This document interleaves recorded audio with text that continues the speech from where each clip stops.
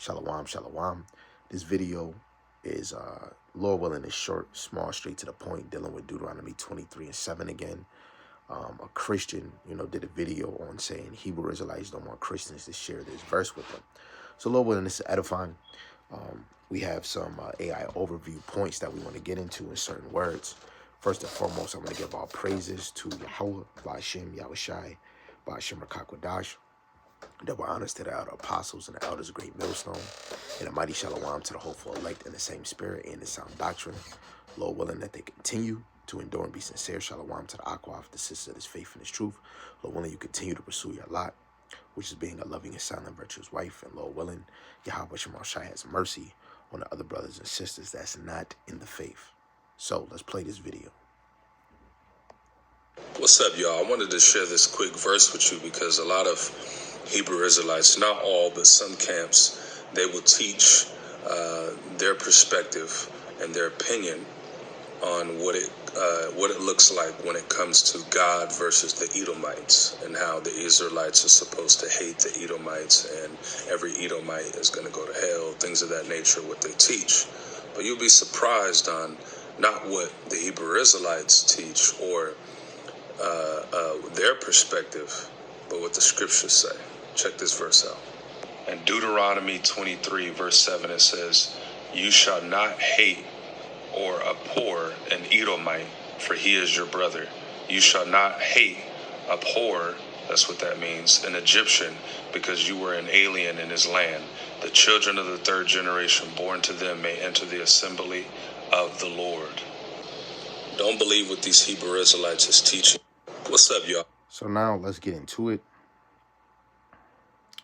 I'll read the verse. This is Deuteronomy 23. We're only just dealing with the point of Edom. Verse 7. Thou shalt not abhor an Edomite, for he is thy brother.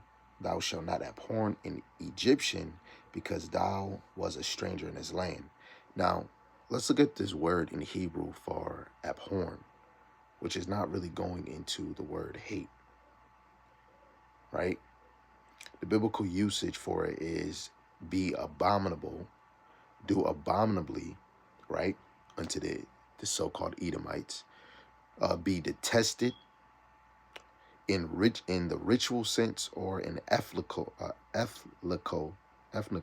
sense, to loathe, regard as an abomination. Strong's definition, morally detest. So let's look at what detest mean. Dislike intensely. So thou shalt not dislike intensely an Edomite, for he is thy brother. Thou shalt not abhor an Egyptian, because thou was a stranger. Now, when, like I said, I'm going to be looking at the AI overview. Now I have multiple points.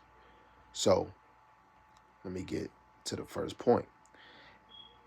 At first glance, it seems to say we shouldn't hate the Edomite, Esau's descendant, but a deeper reading in Hebrew context, translation accuracy, and historical setting shows that this verse is not referring to the actual Edomites of today, the so-called white man, modern Roman Edomite system.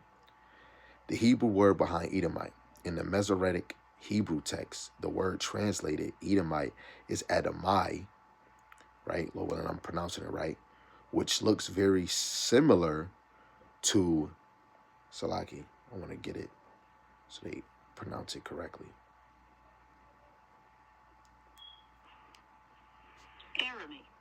Arami, which is lining up with Syrian, which means Syrian.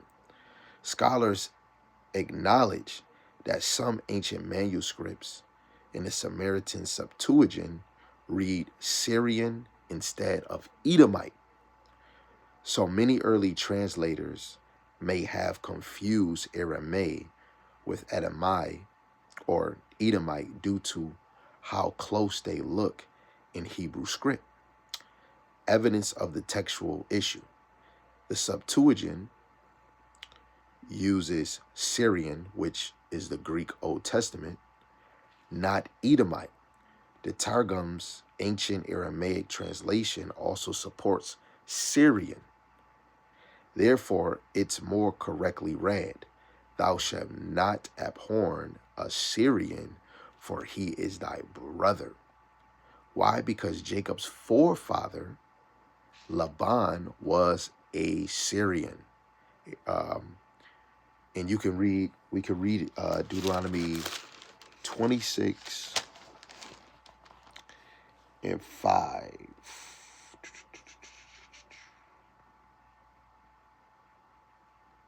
This is Deuteronomy 26:5. And it says, "And thou shalt speak and say before Yahweh thy power, a Syrian ready to perish was my father. And he went down into Egypt and sojourned there with a few and became there a nation, great, mighty, and populous. And the Egyptians evil entreated us and afflicted us and laid upon us hard bondage." Let me even, read it in the NLT.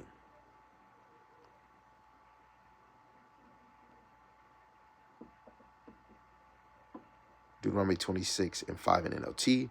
"You must then say in the presence of Yahweh your power, my ancestor Jacob was a wanderer, Aramay, who went to live in a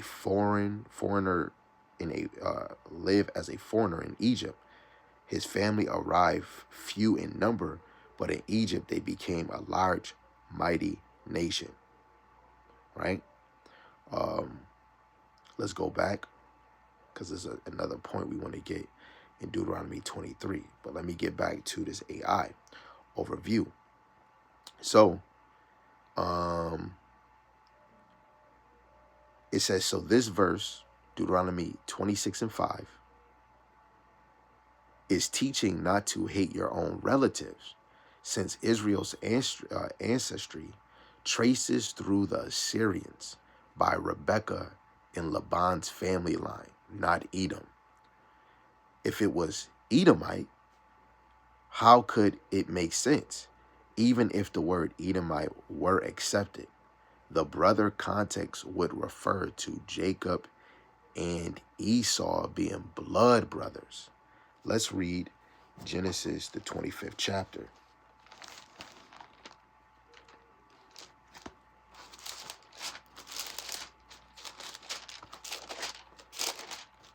This is Genesis 25, verse 25 and 26. "And the first came out red all over like a hairy garment, and they called his name Esau. And after that came his brother out, and his hand took hold on Esau's heel, and his name was called Jacob. And Isaac was 80 years old when she bare them." Okay?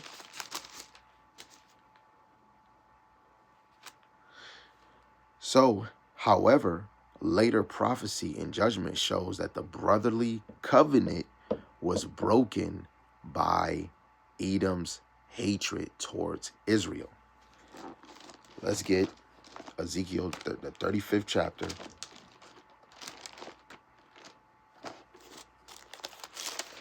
And let's read verse 5. It says, "Because thou hast had a perpetual hatred and hast shed the blood of the children of Israel by the force of the sword in the time of their calamity, in the time that their iniquity had an end." So who is this speaking about? Just for the audience sake, when we go up to verse 1, "Moreover, the word of Yahweh came unto me, saying," this is Ezekiel, "Son of man, set thy face against Mount Seir and prophesy against it." This is not speaking about the place. It's speaking about the people who dwelling was Mount Seir. Genesis 36:8. It's Edom. So again, verse 5, "Because thou has had a perpetual hatred and has shed the blood of the children of Israel by the force of the sword in the time of their calamity, in the time that their iniquity had an end. And the first start happened in the Babylon siege when we look at Psalms 37, I believe verse 7, where they said, raise it, right? And tear it down to the foundation. They wanted it to fall, the temple. Let's go to Amos 1:11.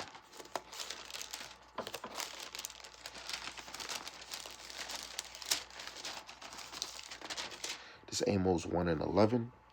It says, thus saith Yahweh, for 3 transgressions of Edom, and for 4 I will not turn away the punishment thereof, because he did pursue his brother with the sword, and did cast off all pity, and his anger did tear perpetually, and he kept his wrath forever. Right? Esau kept his wrath forever. Now, I want to see something. Let's see if I can get it.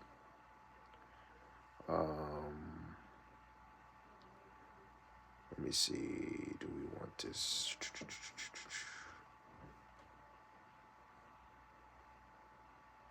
When you read Ezekiel 35:5 in NLT, your eternal hatred for the people of Israel led you to butcher them when they were helpless, when I had already punished them for all their sins.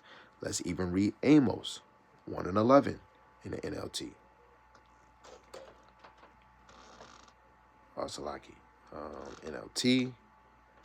And it reads, this is what Yahweh says, the people of Edom have sinned again and again, and I will not let them go unpunished. They chased down their relatives, the Israelites, with swords, showing them no mercy. In their rage, they slashed them continually and were unrelenting in their anger. Now, this is not the full point of the lesson. I'm going to close out with the point. So by the time of the prophets, and certainly by the time of Yahushai, Edom had made himself an enemy of Israel, not a brother.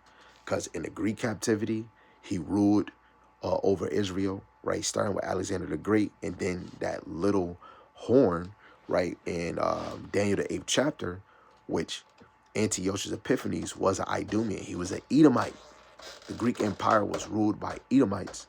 And then the Romans, which was Idumeans, and then even Herod, which was an Idumean, was a king in Judea, and they ruled over the Israelites, right? The 12 Caesars, Edomites, Idumeans, okay.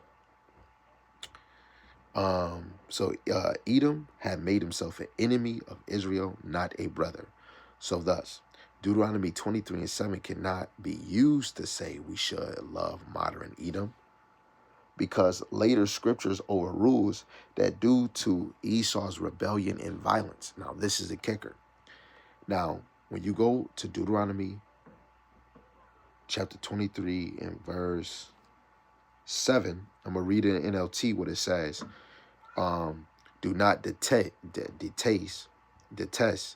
the Edomites or the Egyptians, because the Edomites are your relatives, and you lived as foreigners among the Egyptians. Now, when we looked at, again, we're going to look at a few words, and then we're going to close. When we go to that word abhorrent, it said detest, right? And when we looked up detest, it says dislike intensely. So when we look up the word Edomite, H130, I just want to show that I'm looking it up. H130, when you go to the Strong's definition, it shows you CH726. So I'm clicking it. H26 is going into the Assyrian word. Let me play this again. Arami, right? And when you look at this root word for Arami, again, H726 in Deuteronomy 23, When you click Hayden Edomite, you click H726, and of course the screen is backwards. It says clerical error, clerical error, and a clerical error is a small mistake. So right here it's saying clerical error for H130. When I click H130, it goes back to the word Edomite for Deuteronomy 23. That is a clerical error, a small mistake. So when we click H726 again, the outline biblical usage say it is in Syrian. Why? Because through our forefathers, right, from when we look at Rebecca, right, what was her, let me get the point where it said it again, that Rebecca and Laban's family line, let's go back to it. So the verse of Deuteronomy 26:5, this verse is teaching not to hate your own relative, since Israel ancestry traces through the Assyrians by Rebecca and Laban's family line, right? Because Abraham got Isaac, his wife Rebecca, from his brother Laban. Then you go into the same with Jacob, okay? So this is not speaking of abhorrent or taste, right? Dislike intensely, right? Dislike intensely in Edomite. No, it's speaking about don't dislike intensely an Assyrian, a Syrian, okay? So again, when we look at H130, which is saying Edomite, it's lining up H726 to show you that H130 is a clerical error, a small mistake. A clerical error in the Strong's definition that I'm reading right here, and I'm showing the proof. A clerical error for H130 in Edomite, as in the margin, it means in Syrian. It means Syrian, okay? And just for those that is watching, let me look up clerical error. A clerical error, just to show that I'm looking it up, clerical error is an error on the part of an office worker, often a secretary or personal assistant. The phrase may also be used to accuse, to deflect blame away from specific individuals, such as high-powered executive. Instead, redirect it to the more anonymous clerical staff. A clerical error in a legal document is called a error or a small error. Now, when we look at more definitions, an error made in copying or writing. So even when you go to Sirach, the prologues, they even said that they messed up on certain words.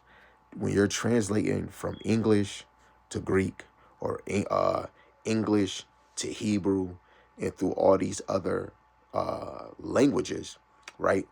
The translation gets missed, and it just becomes a small mistake. This is why we do what? Let me get this precept, and then we'll close.